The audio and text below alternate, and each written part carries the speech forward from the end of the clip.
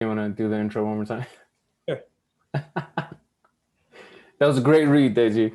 Yeah. Um,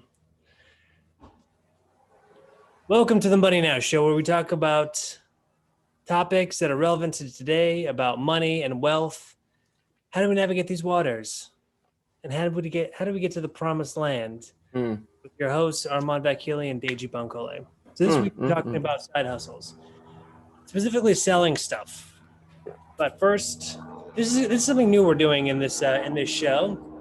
We're talking about we're gonna do a little news update in the world of finance and sort of things that are going to be relevant to us, the things that we uh, all care about if you're in the finance game or if you're just in the life game as well.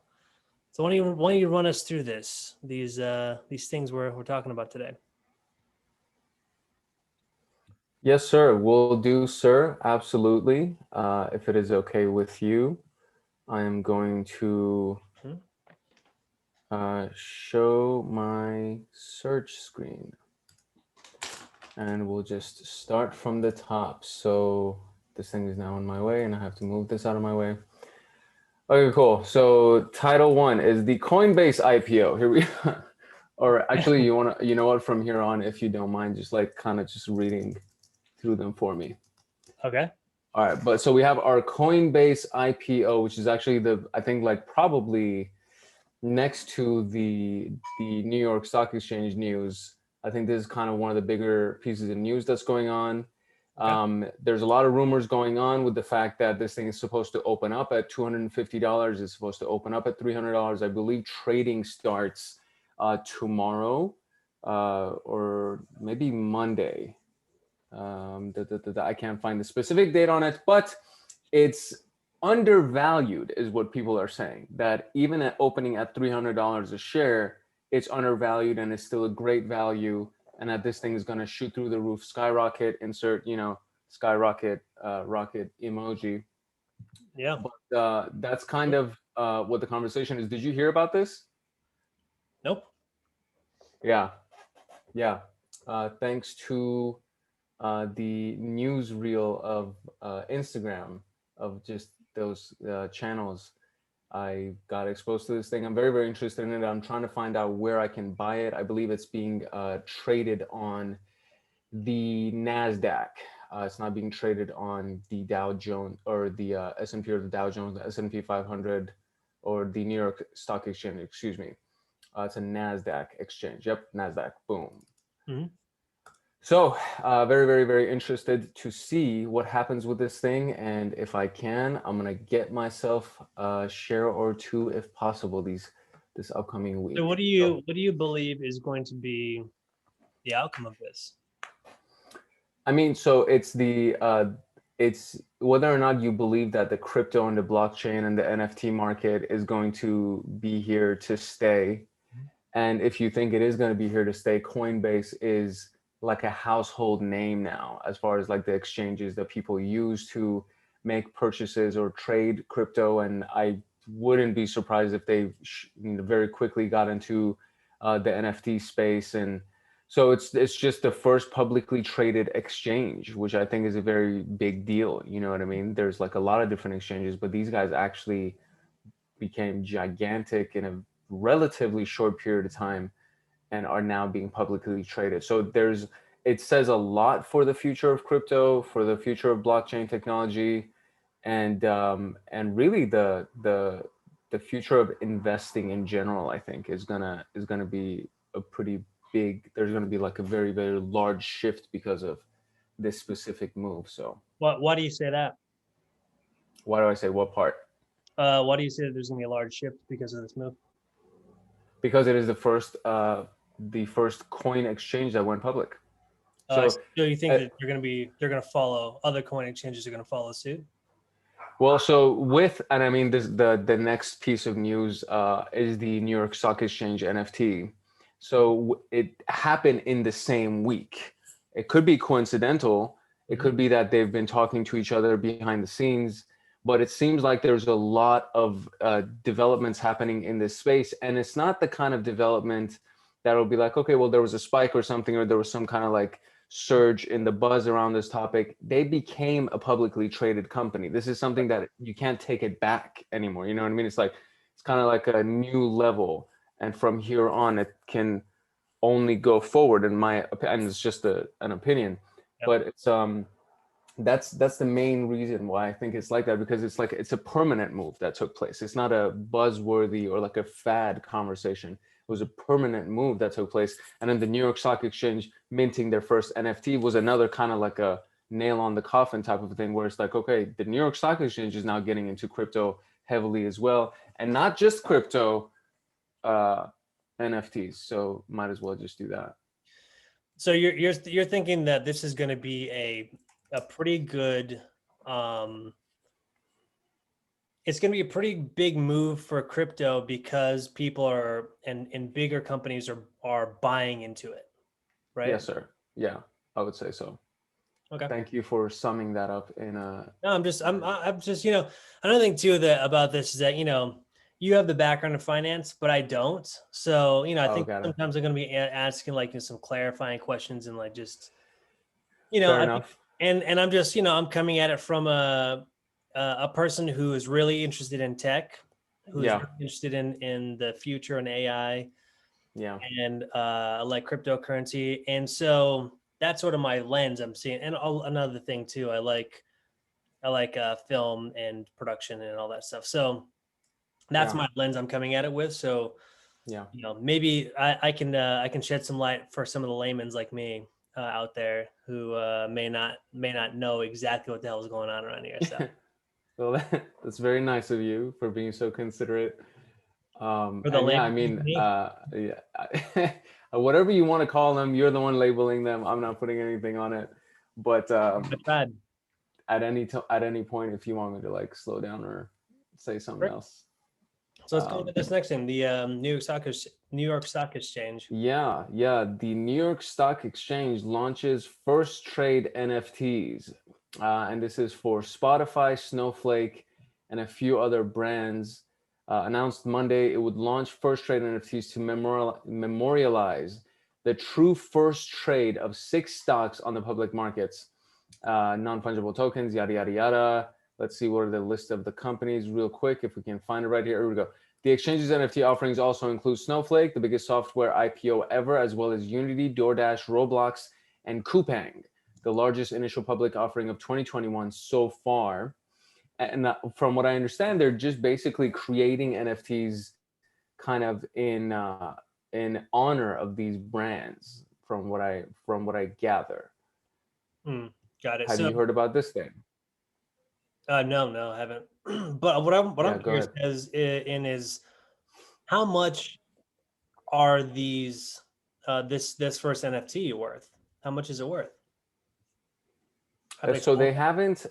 They've announced that they're doing it. Got it. Okay, so they haven't sold it. So yeah, yeah, yeah. I don't think this it's even been listed. They're saying that we're launching this new thing called First Trade NFTs, Yeah, and the first batch of companies that they're doing it for are these brands. But I don't think it's even. Yeah, I don't think it's even been listed anywhere yet. It's not on any kind of a marketplace where you can purchase them or bid on them yet. mm-hmm. But again, it's kind of one of those moves where it's like the New York Stock Exchange got into the NFT gig. They're in the NFT Yeah, circles, and that's a really big name. That's the New York yeah, Stock Exchange. That's like a big move. So, yeah, uh, absolutely.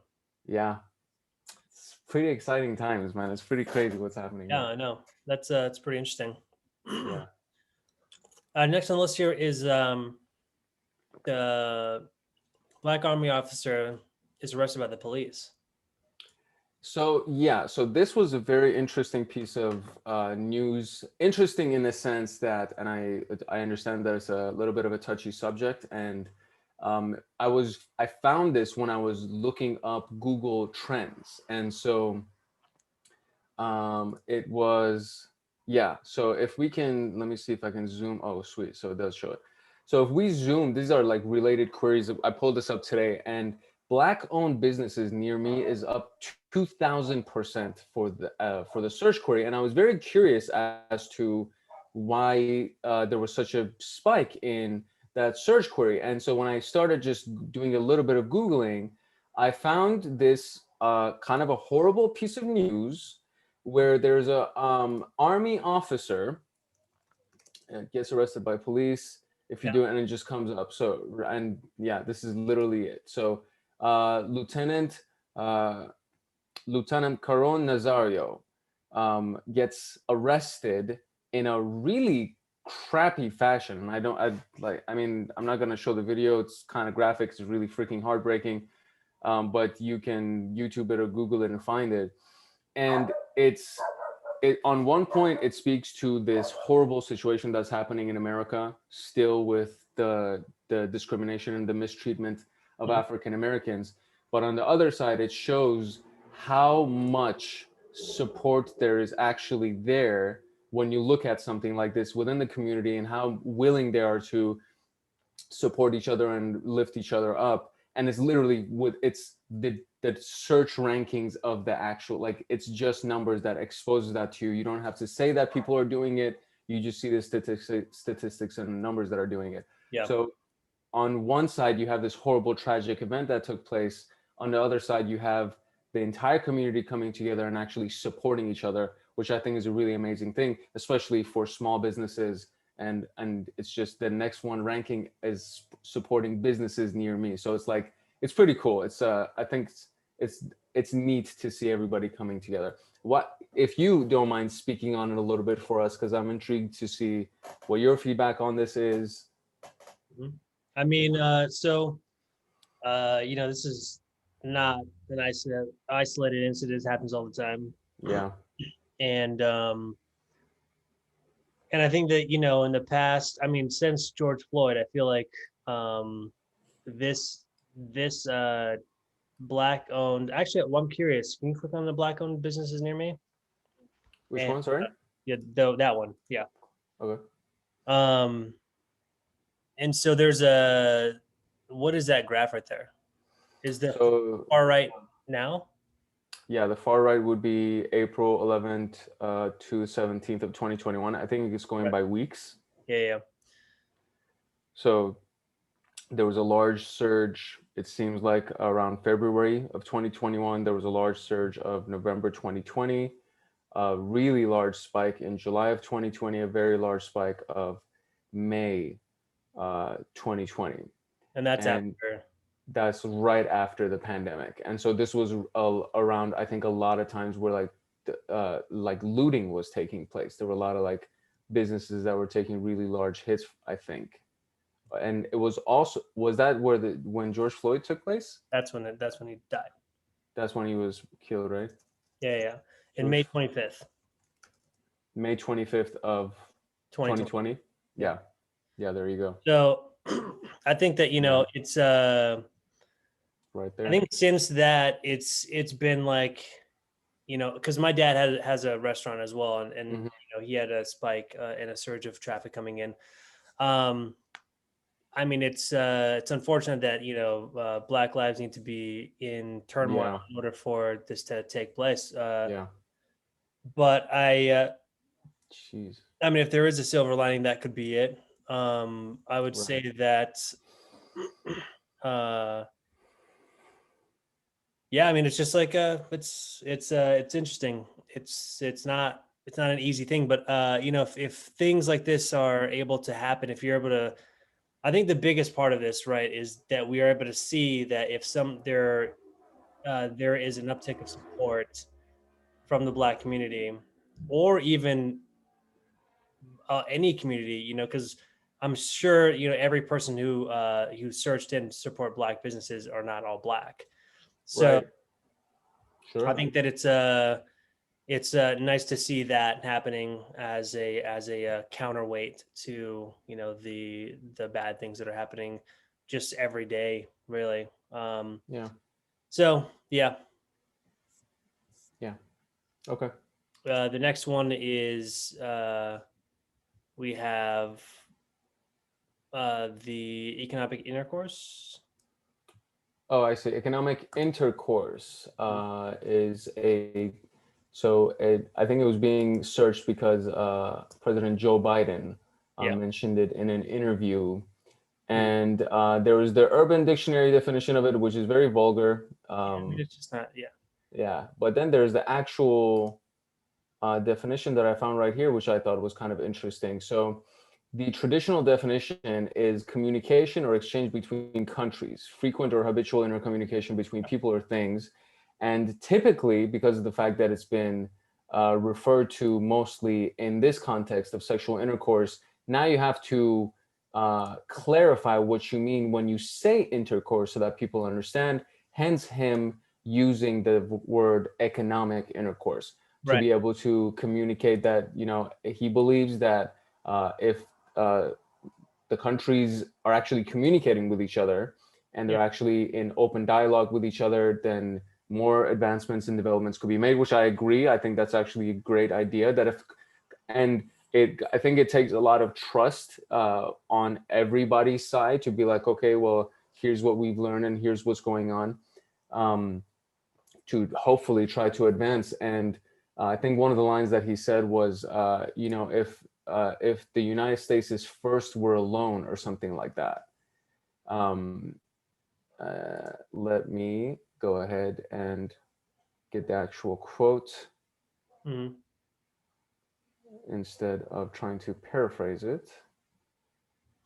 Yeah. I think another thing too is that this, I think that this is really just something that didn't even need to really be brought up at all. I mean, honestly, like in the zeitgeist of thing of like news, Yeah, like this kind of a thing doesn't really need to. It's just that people don't understand yeah, uh and I mean, language, and I yeah, think that's like a big thing. So it's like, oh, intercourse, why is yeah, your yeah, yeah. and it's like, come on, dude, like just look it up on Webster's dictionary what intercourse means, and you'll understand what he's trying to say. So yeah, Oh, I see. but Right that's here. like, yeah. What is the quote? It says, "When it's America first, it's America alone."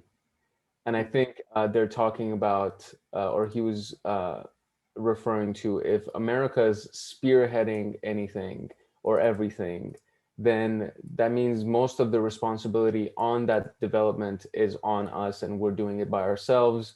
Versus if everybody comes together and we try to solve Yeah, a global problem together, right, instead of America just being the one who spearheads it. right, yeah, yeah, and And you're right. I mean, like, it's kind of like foolish because of these course, are the kinds of conversations that people have when they think about economic intercourse and stupid definitions of shit. And it's like, you know, yeah, at the very least, but at the very least, we're offering that to them where we're of like opening course, dialogue yeah, a little yeah, bit, yeah. you know? Just we can uh take the BS meter down a little bit for people. Yeah, yeah, yes, sir. So the next thing up is where the money reside. You want to explain Where this? the money reside was up 4,000% still. This guy has made a very, very lucrative career off of this phrase.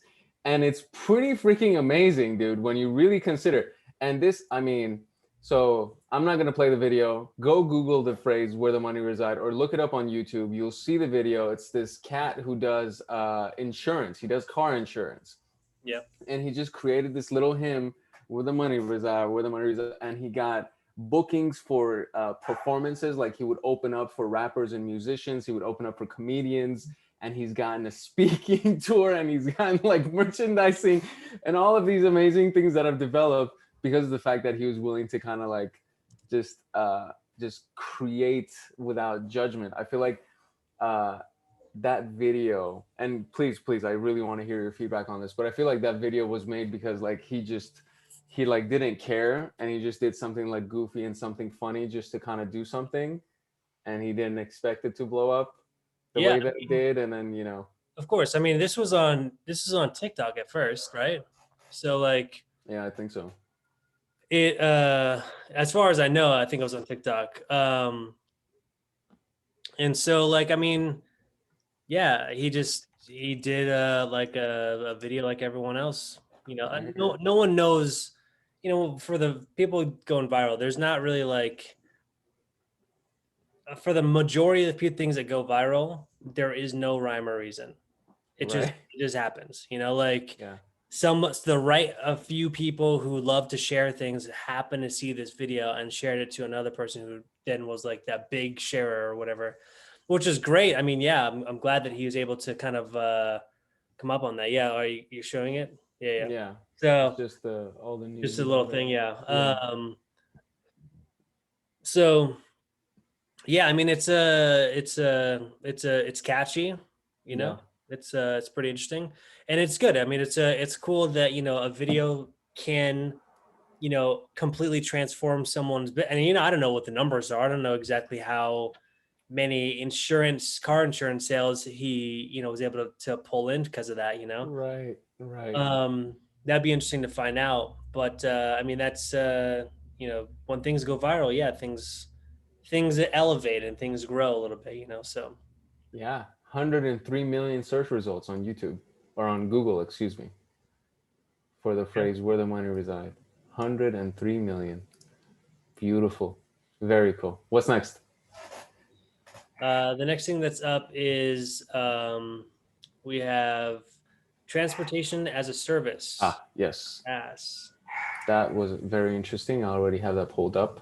Yeah, And so something called TAS technology, so transportation as a service. it's interesting because um, yeah, no, go ahead.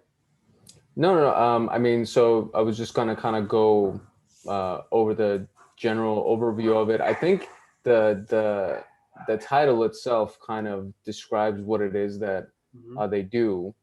And from what I understand, because of the development of autopilot technology, Hmm. there's a lot of new vehicles. I mean, the trucking industry just by itself, so that could be just by itself transportation as a service. And so if you're just doing trucking, uh, that's one thing, but they're doing it for um, when I was by Cedars, when I was working at Cedars, there's like Hmm.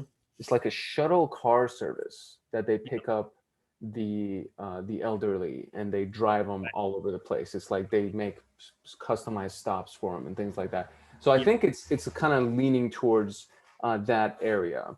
And now that they don't really necessarily need drivers anymore, especially as this thing gets like more and more advanced, um, the service itself will just end up being the mechanism of transportation.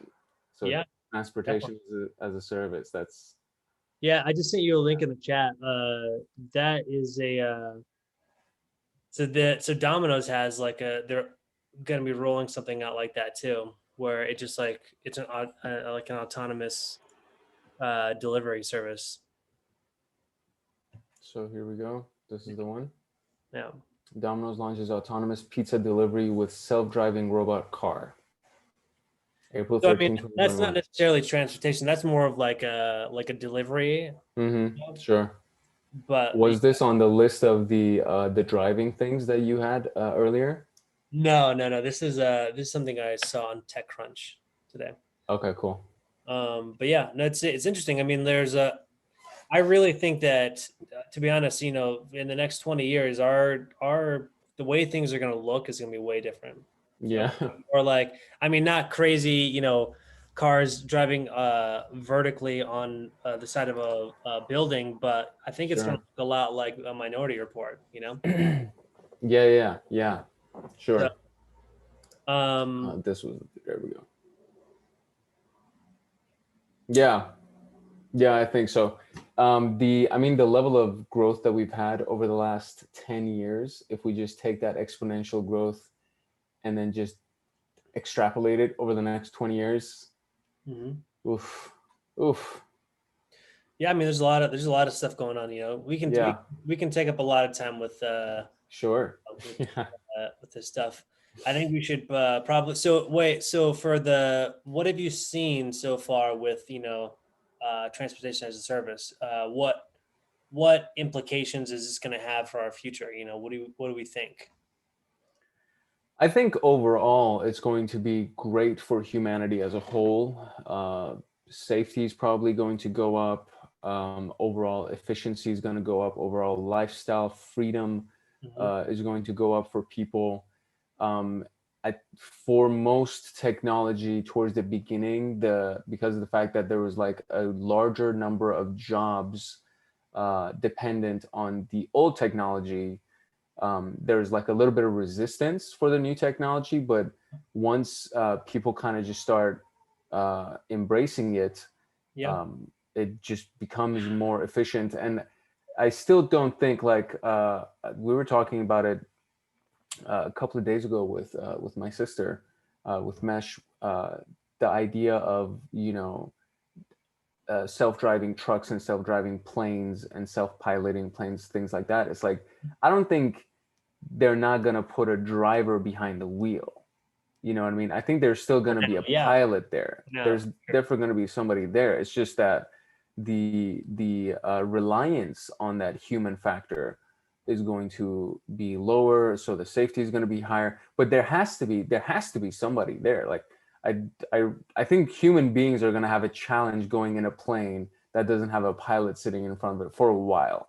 So even if the plane can fly itself, there's probably going to be need to be like a human being sitting in that seat so that people will even get on the plane. So I don't know. Or it might just happen way faster because they were quick to embrace Uber when everybody thought that nobody would put their kids inside a car with a stranger. So Yeah. I mean, I don't know. But it's it really, looks, yeah. I mean, that's, Go ahead, that's go ahead. kind Sorry. of, what I'm kind of curious about too, in terms of like finance, like what companies are going to be sort of, the front runners of this, because that, we can always jump into, what stock Mm-hmm. we'll Yeah. be, looking to invest in maybe. Yeah, absolutely. So yeah, that Uh, might be kind of interesting to find out. Um, yes, sir. I we actually have a are, couple that I've been watching. Are we at the, which ones have you been watching? We have 2 minutes out for this. okay, cool. So I'll just real quick. I mean, obviously Tesla is going to be one of them. Yes, 100%. So actually, General Motors Right. got a really large government contract for electric cars as well, and I think they're obviously going to be leaning towards autopilot as well. And there's another company called Workhorse, who has been doing a lot of electric cars, but they're more on the like delivery because they have a contract with UPS, I believe. So they're doing more of the larger Right. vehicles, not like everyday vehicles for people. Um, so yeah, Workhorse, and it's I don't know if it's costs or oh no, actually never mind. It's not the yeah, they're not in the transportation business. I see. Okay. Yeah, so never mind. Um, Oh, Nikola. There you go. Nikola GM Workhorse. There you go. okay. Yeah. Yeah. Interesting. I'm going to Okay. stop the Cool. share. Cool. So, our episode today, That was we're our first official news segment, everybody. right. Yeah, that's true. The first official. Hopefully people are now informed. I know I'm Yeah. informed. Hey, all Um, right. the next thing we're going into is side hustles. So, I feel like a lot of since the pandemic, side hustles have become like almost the new norm. Like people have been doing a lot of figuring out Mm-hmm. like little things to make a little bit of money because if you're getting the unemployment, that may not cover all of your expenses for the month. So people have had to learn how to just jump on a few different things, and we are going to be talking about some of the things that people could do. So we're going to do this in a few different parts. This will be one of the sections here that we're just doing a little mini series on. And the first one we're going to do is just about like um, side hustles that sort of relate to selling directly. So we'll kind of get into that a little bit. So one of the first things we want to tell you, want to jump in this first one? Or you want me to get it? Go ahead. So one of the first things that is kind of interesting is having a subscription box business, and you can look at examples um uh like the Dollar Shave Club. That's like a subscription. Mhm. Every single month you get some razors and plus Mhm. a couple of the goodies. There's ones with clothing, so like they sort of aggregate your like some a certain amount of clothing, a certain kind of Mhm. styles, and then they send that to you. Birchbox. Yep, exactly. That's one of them as well. There's one called I think it's like, They do makeup. yeah, Imperfect Foods. I I think, think Gary actually invested in Birchbox. Yeah, yeah, perfect. Yeah, yeah, yeah. Ugly Foods, Ugly Foods, yeah, yeah, yeah. Or is it Ugly Food Box, or Imperfect Foods. I thought that Imperfect because Fatty actually Produce? Imperfect Foods. Yeah, there you go, Imperfect Like that. Foods. But yeah, it's all of the just like kind of wonky looking uh sweet potatoes, ugly looking Sure. Sure. avocados, like Yeah. the weird looking all these different things that either are misprints or a bunch of other things that are just sort of like not like the public wouldn't be wanting to buy those things, so you can Mm-hmm. buy them at a discount in a box. Yeah. And so I think that's kind of that's a cool concept to sort of aggregate a bunch of different things. And I've even seen ones that are like, what are those little toys called that have the big heads and then like the little bodies? Oh, sure. Posh dolls. Pop dolls. Pop dolls. Oh, pop dolls. Yeah. Um, no, no, no, not those. Pop dolls. Yeah. Isn't that what they were called? Yeah, they are called pop dolls. Oh, pop Yeah. dolls. Okay, cool. Yeah, yeah, yeah, yeah.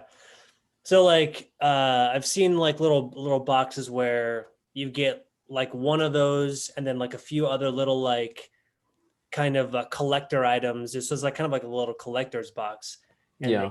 sort of like batch it all together and then they send it off. Yeah. So that might be kind of a cool little side hustle. If in fact you are, for if you're into collectibles and you already kind of have an eye for that kind of stuff, then you can just Sure. run into that, or if you find a little niche like the Imperfect Foods did, where they're like, Sure. oh, okay, Sure. well, all these people they're throwing these away, I can buy these at a significant discount, put it together, and then send that out to people. So Mesh just she just joined two of these services, and it's around snacks, right? And one Mhm. of them is freeze dried candy, and Right. it's on Etsy, right? So Yep. it's a custom seller. It's like a person doing it out of her Yep. like own Garage. little Right. kitchen or whatever, and it's Right. freeze dried food. Yeah, yeah.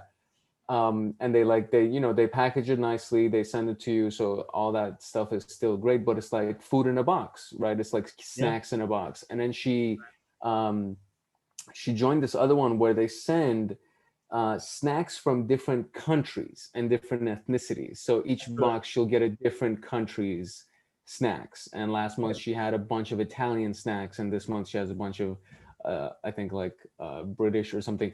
But it's like I it's see. really cool because it's like you get like local snacks from that area and you're Right. tasting. So that was really cool too. So yeah, I think it's very practical to do as like a startup person, for Yeah. like a new Totally. business person. And if you have a unique idea, Yeah. then Totally. yeah, you I get mean, I people think a like lot my of times, sister.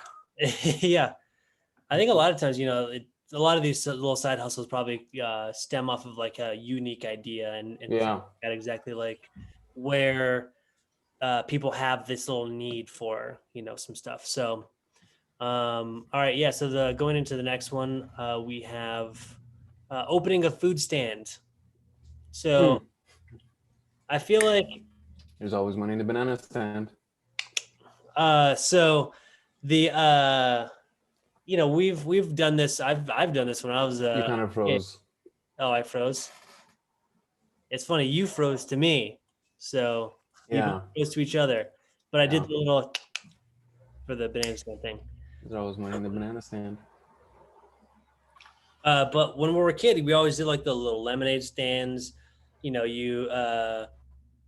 the Boy Scouts or the Girl Scout cookie kind of thing, you know, where you're like, Sure. getting you're peddling, some sort of sweets or whatever. But when you're outside of a club, this is obviously not a thing that we can really do during the pandemic, but you know, uh, Uh-huh. but having a food stand is a little side hustle that you might be able to sort of capitalize on. I mean, I still see Yeah. um, like when, especially during the summer, this is when it really. And actually, I remember hearing this story like I don't know, like a few months ago. But you buy a cooler, what costs you 10-15 bucks. Buy Yeah. like 3 24 packs of water, and then Right. Yeah. Yeah. Yeah. you put ice on it, and Yeah. all that probably costs you maybe 20 bucks, Yeah. maybe 25 bucks, and then you walk Mm-hmm. the up and down the beach, and you're To selling the bottled beach. water Yeah. for $1. You can make a cool $300 during the summer. So get Yeah. yourself a little sun hat, and you're out there for probably a few hours. Walk away. Yeah. You know Yeah. that's a nice little side hustle. Um, Sure. There's the hot dog stands in downtown. There's these like hot dog carts in downtown. It's like a cart, yeah, and cart. these guys they clear so much money Yeah, because not now because the foot traffic in downtown has been limited and all that stuff. But I mean, downtown, I mean, when I was yeah. in like outside of the bars and clubs, there Oh yeah, yeah, it's yeah. like when people are hungry. It's 2 a.m. They're like, "Oh, there's nothing Oh my open," god. and then Yeah. you have a hot dog wrapped in bacon, which is it's not something I would ever eat right now. Um, Sure. but you're a hungry drunk person. I mean, the demand is high, right? The Dude, demand yeah. is No, high. for real. It's like I'll give you $20 for this hot dog right now. You Yeah, know what I mean? Like I'll right, buy your last hot dog from you for $20. exactly. Yeah. So No, for sure. yeah, I mean, Absolutely. And it's like it's something that you can start it with little, you know? exactly. You can start with basically nothing, right? And you can kind of clean up a little bit. Yeah. I I'm mean, wondering how food, much of this is actually being recorded because there's like so many times that like there's like a little cutoff. So I'm wondering if you're actually getting everything on your end. no, really, it's recording to my computer. Yeah. I may be getting all Yeah. of That's good. That's good. it. But yeah, so the next one we have on the list is now this is a bigger topic. This is a bigger Okay. category here, but flipping. You know, Oh yeah. so we can talk about this. Probably till the cows come home or whatever, and with Sure. all the different kinds of things that there is available. But Yeah. um, I mean, in terms of flipping, what do you think? What do you think is hot right now? What do I think is hot right now in Mhm, terms of flipping? I would say, and mhm. it's not the lowest barrier of entry. I did it again, the thing that we were talking about.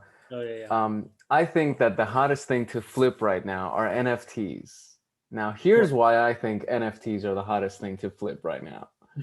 Because of the fact, um, no, but so it does have a little bit of a barrier of entry because you have to be a little tech savvy to be able to like kind of start uh, minting your own NFT and start listing. But um, as far as like the hottest trend for flip culture, I feel like that's it, and real estate, obviously, because there's so little inventory in the real estate market right now. So it's just whatever you do have, you could probably get rid of very quickly. Yeah. Now, NFTs, the lower barrier one compared to real estate, right? Because you don't need to have the money or anything like that. You just got to figure out some tech stuff so that you can go ahead and list it on one of these online marketplaces. Yeah. But comparing it to buying like a vintage jacket from Goodwill and then selling that on eBay for like a 50% or 100% markup, Yep. that's probably like the easiest. Right. Like anybody, I think, could go to Goodwill Yeah. and instead of the dollar rack, go to the $5 rack, Yeah. and look at all the fancy things that they have on the $5 rack, and then like you could like a lot of those things, and you could even like look at what it would be like on your app, on the eBay app, and just kind of search to see what they're selling for. And when I used to do this, easily a sweater or a jacket that you buy for $5 to $10 would flip for 40, $50. And if you're considering margins, it's $10 and you sell it for $50. That's 5x what you invested. Yeah. You talk to any business owner and they will tell you if you 5x your investment, you're good. Yeah. So as Yeah. a So, startup kind of a thing, and I think that's also a big deal too. It's like, who are we talking about? What resources do they have that they can get into flip culture with, right? I mean, yeah, I think it's, uh, the pandemic has hit everybody, right? So it's not just, you know, um, a 30 something, who was in a particular job and now they lost that job or whatever. But this could be, younger kids who want to kind of get Yeah. into some side hustles so they can, save up for whatever they want, Yeah. I don't know if they want to get their own apartment or whatever, and they want to figure Sure. out how to get more money. Or it could be, the older generation who, they're getting close to that retirement age and they just want to keep something going, so it could be something that is higher, something that's lower. I think that the doing stuff from the flipping stuff from the Goodwill is a good, quick, easy thing to do. Also going onto eBay, what something I think is kind of interesting, and I've always wanted to kind of do this, but um, doing that sort of like, have you ever seen these like trade ups where Oh like, yeah, yeah, the trade up stories. Yeah, yeah, where they start with, a a sand, pencil and they get a car. Yeah. exactly, like a sand from the beach, or a Yeah. pencil, or like some lint Yeah. from behind the couch or something like that. Uh, yeah. Yeah. So that kind of stuff is pretty interesting. That's pretty cool. Yeah. That's not Yeah. necessarily not quite flip. I guess you're flipping your random shit around the house or like some stuff you found on off of the side of the street. Um, but Yeah. that's always kind of interesting. All right, so going to the next one because we're kind of running out of time here. So arbitrage selling Sure. is something that's, Yeah. Why don't you clarify that a little bit? yeah. So basically, arbitrage selling is, you go to a retail store, and this is also kind of like the flipping thing, right? Like where Mm-hmm. where you go to either a retail store or you go to somewhere else where you can buy something for a little bit cheaper than you can sell it for on either eBay or you can sell it for on Amazon or whatever. Mm-hmm. So you buy it, wholesale, and then you just sell it retail. Mm-hmm. So you get that arbitrage in between. Mm-hmm. And that would just you would just need to be knowing. You just need to know exactly what like what's going on, like what's hot at the moment, like what is selling. So I mean, you'd probably be. I mean, and a lot of times in the examples that I've seen with people doing this, they're really just sort of focusing on one niche. So like Yeah. toys Yeah. between for kids from the ages of 10 to like 14 or something like that, Right. Yeah. or something like specific, and then they kind of like figure out what sells the most in that section. And I believe toys actually does really well in these like Yeah. For sure. arbitrage flip things. So um yeah, so then create stuff and sell stuff on the eBay, or sorry, on Etsy. And that's something that Sure. I think a lot of people really know about that. They just know that Etsy is a place where you can sell things that are that people have made. I bought some stuff on Etsy. So, Yeah. Totally. but yeah, I mean that also, a lot of times these things speak to your creativity. So if you are a person Sure. who likes to, work with their hands and create these little small maybe trinkets, or big tapestries or other things like that are sort of like a physical product that you've made, like Etsy is a really good place, a really good marketplace to sort of put stuff out there, and that could be like your side hustle, you know? Yeah, what I really like about Etsy is that um, you could sell handmade things, and there would be like a large market for it. Whereas if it's like eBay or Amazon, it should be a little bit more polished. It should be a little bit nicer packaged or something. Mhm. But Etsy, like they actually put a certain amount of value on the fact that it's handmade, and Right. it's like you like it's part of the equity, it's part of the uh the currency that Yep. you buy the thing at. So I think that's actually a very very interesting platform. And I mean, Mesh does custom made press on nails that Mhm. we're putting on Etsy as well as our own shop. And uh, for creators, like you just said, it's like if you have that creative muscle that you can create little statues of something and paint it. You Yep. can create paintings of people, sketches of people. You can Yeah. create necklaces, like whatever you can create physically. You Mhm. have a market on Etsy, and it became a very very large market, which is freaking amazing because so many people made so much money off of Etsy. Yeah, absolutely. Totally. I mean, there's full businesses on Etsy. Yeah, yeah, yeah, yeah. Yeah. 100%. Yeah, it's a great one. Okay, so up next is Amazon FBA. Yeah, this is one of my favorites. Amazon FBA and Amazon KDP. So FBA is fulfilled by Amazon. Yep. And so first, Amazon FBA is fulfilled by Amazon. And it's essentially a business model where instead of you shipping from your warehouse to whoever the customer is, you just ship all of your inventory to Amazon's warehouse. Yep. They hold on to it, they sort through it for you, and they prepare it for shipping. And what it allows them to do is that they can guarantee delivery within however many days to the customer. And it takes all of the fulfillment off of your hands. Like literally all you, and in a lot of cases, you could have it go from the manufacturer's warehouse directly to Amazon's warehouse. So you don't even have to hold it. Like you don't even have to be the middleman of this inventory. And it's a very, very great system. And great friend of ours, Farid. He's been doing. Mhm. Started on Do you a mind, platform like Etsy and eBay, making all right, do you mind, custom-made clothing. It was like his little hustle where he was made the money, started doing. Sorry. yeah, do you mind doing it all over again? My internet connection's unstable, and so I'm missing it. Yeah, sure. So great friend of ours started in the fashion business, making custom jackets and custom jeans for people. And he would modify them with whatever embellishments.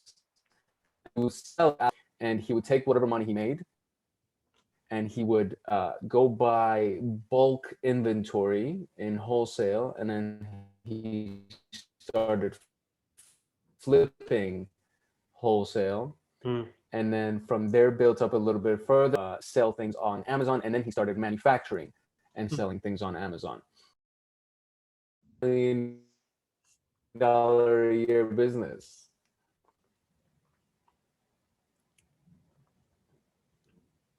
Okay, Deji left and came back. Welcome back, Deji. thanks. Yeah, so I heard most of that. Mm-hmm.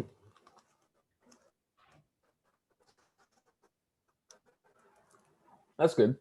But yeah, so he started off small, doing like some of that flipping stuff, and then he kept moving further and further up the chain, and Yeah. now has a warehouse where he's selling and making a lot of. He's putting out a lot of product out. Yeah. And so actually his most recent move is that he got rid of his warehouse and he just goes directly from the manufacturer and ships it to Amazon FBA. So they shrunk down their warehouse. They're in a much smaller place Mm. and they don't handle the inventory anymore. And they're doing over 5 million a year. Um, And I mean, it's a streamlined, it's like a very, very streamlined business for him now. And it's very, very nice to see that he literally started doing these little one-off pieces out of the trunk of his car, Hmm. and now he has this giant business that's national with Amazon FBA. So that's very, very cool. Amazon KDP is for the creators that like to create books and they want to create music or anything like that and distribute it on Amazon. And so KDP stands for Kindle Direct Publishing. You can publish ebooks, you can publish physical books, but then they also have it on the music side as well, where you can be on Amazon Music and all those things. So it's very, very cool that they have that available for creators who don't have a publisher, they don't have a system behind them or a machine to help them produce or to help them distribute. And Hmm. you can just get on Amazon and distribute to the millions of users that they have. So very, very cool. Amazon KDP, Amazon FBA, very cool. Yeah, that's definitely really cool. And you have a couple books, right? That you've published through the KDP. Yes, Right. sir, I And you're do. working on a book right now, aren't you?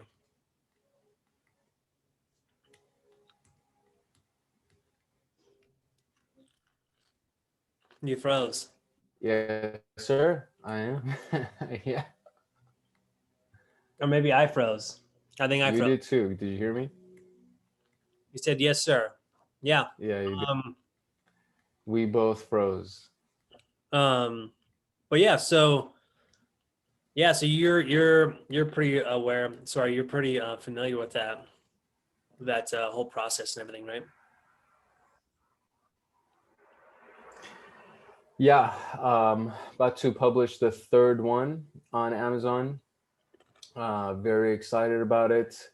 I already have the idea for the fourth one. The fourth one is going to be much easier to create because it's going to be a simpler idea and it's going to be geared towards children. It's like a children's book. Hmm. Wow. So yeah, there's a couple of ideas that I'm kind of playing around with for creating books and things like that. And I mean, it's gotten very easy, man. Like creators have gotten most of their obstacles moved out of their way and they can just go direct to consumer. And as long as you're good, as long as you can create something that people want to read or listen or watch or whatever, then you're going to get your exposure and you're going to make your money. So it's very, very cool Yeah, that Amazon has kind of leveled the playing field for so many people. absolutely. All right, so we're going on to refurbished and used furniture. So, I mean, this is a thing that you kind of see a lot of on social media. People refurbishing, they're Yeah, buying something for $5, cleaning it yeah, up, yeah, replacing some pieces, some parts, and they're flipping it for $100, something like that. yeah, It's the same kind of flip culture. Um, yeah, so yeah, yeah. we can. I mean, we kind of touched on that a little bit already. Um, so I'm actually just going to move on to that. So drop shipping. Um, drop shipping has been around for a long time, right? Yeah, Like it's been. yeah. I remember hearing about this like a while ago, and I was like, wow, this is actually. Did you know that people could do this? So it was kind of cool back then. So, um, how do you think it's evolved since a few years ago? Has it? I mean, the concept is I probably think it's just become easier. got it. Yeah, yeah. The concept is super, super solid. More people understand it now, which I think is uh, the big thing about drop shipping is that like a lot of people kind of get how it works now, and it's gotten super easy Hmm. using AliExpress or Alibaba or something like that to just create a listing on your Shopify. And then when somebody places the order, you use the customer's money to go place the order on Alibaba and then just ship it to them directly. Yeah. And that process right there, it used to be like far, few and far in between that you could actually pull it off. Now it's like anybody that wants to do anything that's in this world, Hmm. you go and look at all of the products on Alibaba and it's like pick one, pick a category, and now you can go ahead and create your shop around this category. So that's very cool. But then there's also this like Teespring idea, or like people who want to create merchandise with their own logos on it or with their branding on it, that you can again just put it on your shop, and if somebody places the order, you go create it on Teespring or something like Teespring, and you just have it get shipped to the person directly without you having to manage any inventory. Mm-hmm. So the it has made it very simple for anybody who wants to sell a product. Yeah, You don't have to be a creator. You yeah, don't have to manage inventory. You don't even have to have money to buy inventory. You totally. could literally just set up the page and start selling. So, Yeah, I mean, it really man, is. I feel like these like episodes that we're doing, Yeah, there's a bit of a lag. we're So just gonna take all the excuses away from people. Yeah. yeah. Go Uh, ahead, sir. no. I mean, that's kind of it. I mean, it's like it's really seems like it's very easy to do that kind of stuff, and really you're just worried about the traffic. How do you push Yeah. traffic to these things, to these pages with all Yeah. the products on them? Um, so yeah, that's pretty interesting. All right, so we've got the next on the list is NFTs. We kind of talked about this. We've talked about the NFTs a lot actually, but Yeah. Yeah. let's go into sort of how this sort of applies to it being a side hustle and sort of how people are making money with NFTs. Yeah, so the NFT idea, really, if we were to completely simplify it, if you just wanted to look at the marketplaces that are available for NFTs. So if let's not call it an NFT, let's call it a widget, or let's call it a painting, whatever. Let's say you have a painting Mhm. that you want to sell on a digital marketplace. What you do is you create one of these accounts. It gets attached to your unique wallet ID. That's how they track it to make sure that you're the originator and it belongs to you. It's your piece.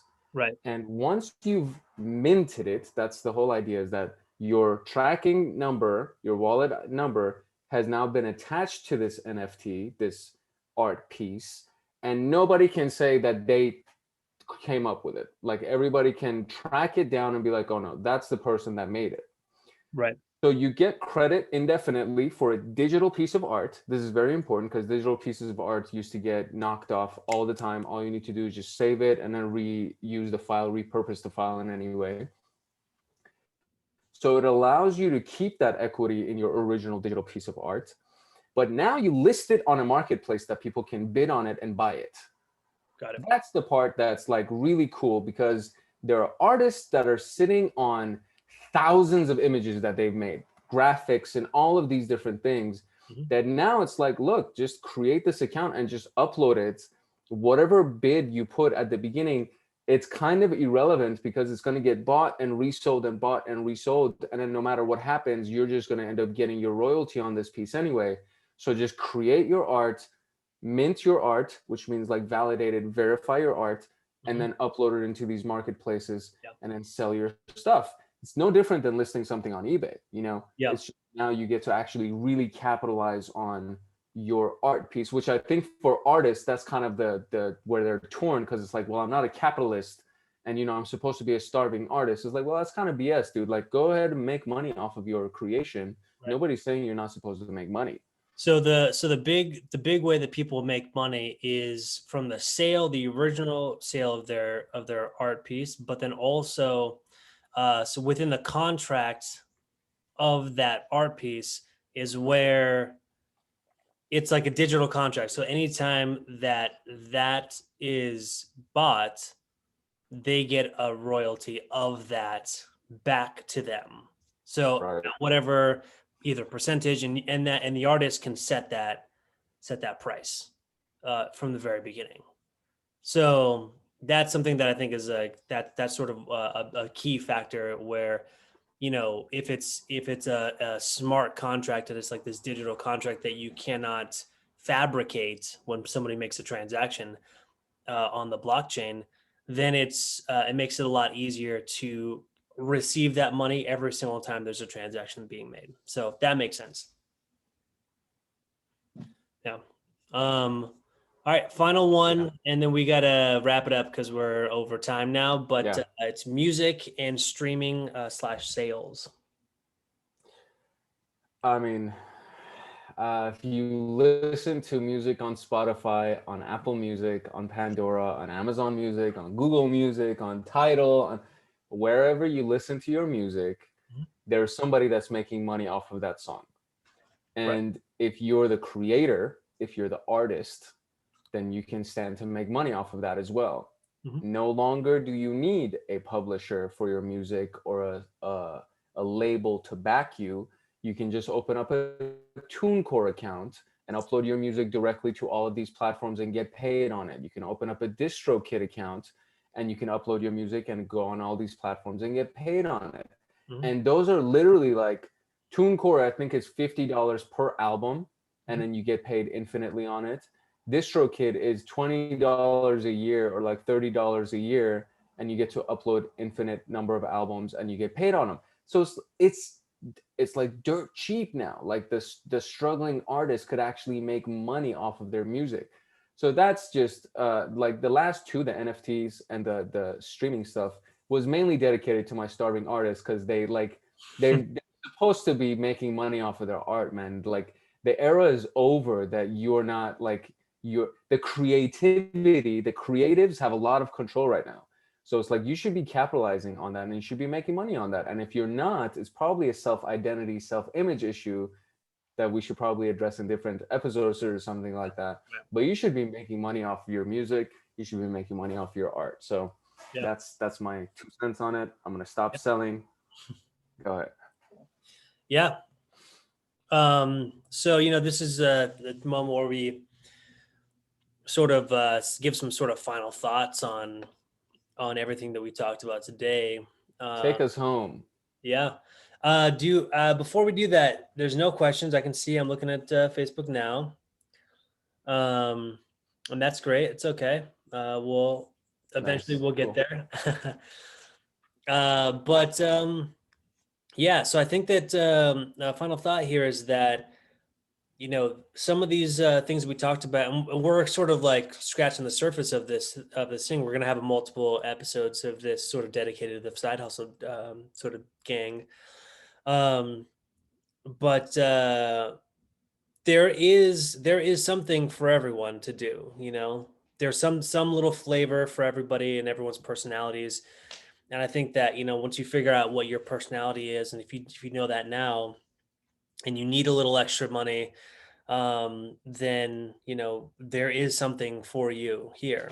I think on some level, I kind of want to talk about at some point, who is a side hustle for?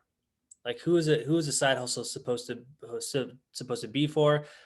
Who can best capitalize on a side hustle, and who should not be doing side hustles? That's another thing too that I think a lot of people don't really think about. They don't think about, hey, am I the type of person that should be doing a side hustle right now? Who are those people, and how should they sort of avoid falling into the side hustle trap? Because I think it's one of those things now where it's like really popular. People are like, oh, I got to get my side hustle on, like what am I doing on the side? Some people shouldn't be doing anything on the side. They should be focusing on the thing they got right in front of them. So, um, yeah. So, what are your final thoughts on the whole thing? Um, I think you brought up a very good point. I think you brought up a few good points. Um, one of them being that it's not for everybody, Hmm. um, and I think there's a variety of filters that you can put yourself through to find out if or you should, like in any way, have a side hustle or anything like that. Hmm. But once you have established that, then like Deji said, there's a lot of options. The list that we were originally looking at was a really long list of side hustles that you can do. And I mean, it's the only limit at this point is your imagination, quite truly. It's like it may sound like a cliche thing, but whatever you can imagine, you could probably monetize right now. And there has never been a better time in history of commerce for somebody to be an entrepreneur, to be an inventor, to be any kind of a hustler. And you can make six figures from a side hustle. That's nuts that you could actually do that. And really at that point it just becomes, all right, so what do you want to do, right? We talked about this, I think, on like our first episode or something. It's like, once you solve the problem of money, once you solve that equation, now it's like, well, what do you want to do now? What's the actual thing you want to do? So it's the same thing applies here, except now you can actually make your side hustle the thing that you want to do. Because if you have a day job, you Yeah. can actually do the thing that you want to do and then just make money off of that. And then when that money matches what you're getting with your day job, then you can think about leaving your day job and just going full time into your side hustle because it's actually what you like doing. So it's Right. a very, very interesting time. And I'm just very grateful for it. And I wish whoever decides to do this, like, I wish you the absolute best of luck. Yeah. I think you can do it. I think there's everything available for you to do it. And Yeah. we're trying to be kind of like a source for that, but there's just so much available. You could do whatever you want right now. Yeah. Yeah. No, well said. And like we said before, there's a lot more on that list, and so we'll get to those things, in future episodes. Um, Yeah. but what do you got for your one tip of the week? Your tip of the week here. Tip of the week would be, if you are thinking about doing any of the things that we talked about, do the due diligence. Go create an Etsy account, click around, see what it takes to list one product. Uh, go to Goodwill, look at some things that you can buy or flip on eBay. You can use the Amazon app to scan items that you could potentially flip on Amazon. So there's a lot of things that you could do. Mm-hmm. Figure out what the one thing is for you and what resonates most with you, and then take the action steps, take the initial action steps to move towards that goal. Yeah, totally. Yeah. I would say my one tip would be, um, to pick up a book. Mm, that's good. I mean, it's pretty simple, but I think it's pretty Yeah. profound as well. Yeah. uh, Man. I think there a lot of time. I just finished up. Oh yeah, there's that one. They, Deji told me to pick up a book. Now you picked it up. Now pick up your book at home. Show it to the camera. No, so I recently, finished that Psycho-Cybernetics book, and that was really good. And as I was in the middle of the book, I, throughout my life, I was like noticing other things around my life that were definitely helpful, and like I was able to see things within my life that were, either pain points or things I should be correcting, or good things or whatever it was. But the book primes your mind for seeing these things throughout your life. And when you're not plugged into a book, when you're not plugged into some source of information that's kind of constantly coming at you, you will just kind of, in my experience, I kind of just fall backwards a little bit into sort of like the known patterns, the known habits, and I don't always move forward as efficiently as I could have. So yeah, that's my one tip of the Okay. week. Um, Okay. all right, so thank you guys for watching this show. We went a little bit over, but I think it was worth it. Um, so you want to make sure you want to make sure that you're following all of our channels so you Hey, get there you the go. next episode of Money Now and all the other cool stuff we're doing. If you want to catch another show, it's going to be happening tomorrow, 11 o'clock. Mind on the Money. Now this show is something else, something completely different. It has to do with the mind. It's got to do with the money. Mind on the money. You guys get the thing. Um, and so if you want to find us on YouTube, it's Nahesh Agency, Facebook Nahesh Agency, Instagram Nahesh Agency, TikTok Nahesh Agency. There's a pattern. There's a pattern here. He's seen it. There's a pattern. And yeah, so that's sort of that's where we're at. Oh, also, if you want to follow Arman Vakili, Hey, guy on the left here, hey, he is at Arman, officially Arman, officially Arman. on all the socials, mostly, right? Yes, on all of them. Yeah. And I'm at Deji Boncole on all the socials. Hey, If you want to watch this video in its entirety, you're gonna want to see it on the big screen. That's right, YouTube. that's Um, right. and another thing too is that we're probably going to be these episodes are probably not going to last here on Facebook. They may be going away. So if you do want to watch them, head over to YouTube. And if you want to see last week's episode, head over to YouTube right now because it's about to start premiering. So make sure you check us out next week. We'll be here doing the same thing all over again at 5:30 on Thursday, and we will see you next time. Bye. Very